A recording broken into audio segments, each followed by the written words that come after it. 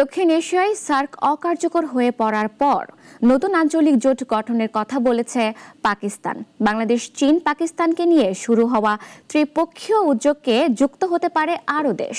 এতে ভারতের একক প্রভাব কমে নতুন ভূ রাজনৈতিক সমীকরণ তৈরি হতে পারে, এমনই অভিমত বিশ্লেষকদের।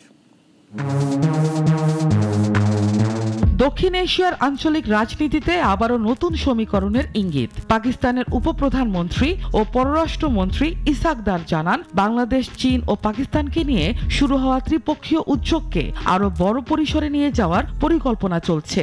অন্য অঞ্চলের দেশকেও এতে যুক্ত করা যেতে পারে।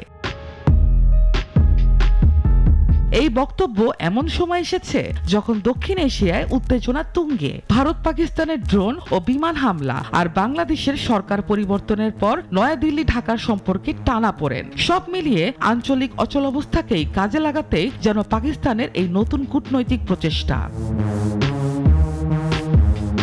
ইসহাক দার ইসলামাবাদ কনক্লেভে বলেন, সংঘাত নয়, সহযোগিতা চাই। ভারতকে ইঙ্গিত করে তিনি আরো জানান, আঞ্চলিক অগ্রাধিকার কোনো দেশের অনমনীয় মনোভাবের কাছে জিম্মি থাকতে পারে না। পাকিস্তানের লক্ষ্য চীনকে সঙ্গে নিয়ে সার্কের বিকল্প একটি ব্লক গড়ে তোলা।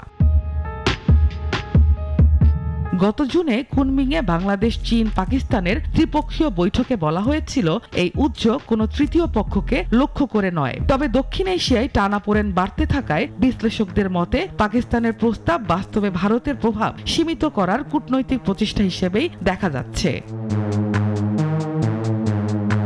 সার্ক এখন কার্যত অচল। প্রতিষ্ঠার 4 দশকেও ভারতের সঙ্গে পাকিস্তানের দ্বন্দ্বে টেকেনি আঞ্চলিক সহযোগিতার স্বপ্ন।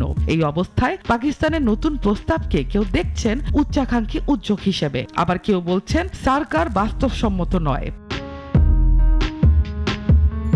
বিশ্লেষকদের মতে শ্রীলঙ্কা, নেপাল, মালদ্বীপ বা ভুটানের মতো দেশ যোগাযোগ, জলবায়ু অভিযোজন বা অর্থনৈতিক স্থিতিশীলতার মতো বিষয়ে আলোচনায় আগ্রহী হতে পারে। তবে ভারতের সঙ্গে সম্পর্কের হিসাবে তারা খুব সতর্ক থাকবে। চীন পাকিস্তান ঘনিষ্ঠতা আর ভারতের সঙ্গে বাংলাদেশের সম্পর্কের অবনতি, এই দুটি বিষয় নতুন ত্রিপক্ষীয় সহযোগিতা কাঠামোর সম্ভাবনা বাড়ালেও পর্দার আড়ালে আরো জটিলতা তৈরি করছে। আর পাকিস্তানের নতুন প্রস্তাব যদি এগোয়, তবে দক্ষিণ এশিয়ার রাজনৈতিক মানচিত্রে নতুন প্রতিদ্বন্দ্বিতা ও নতুন আঞ্চলিক ব্লকের জন্ম দিতে পারে।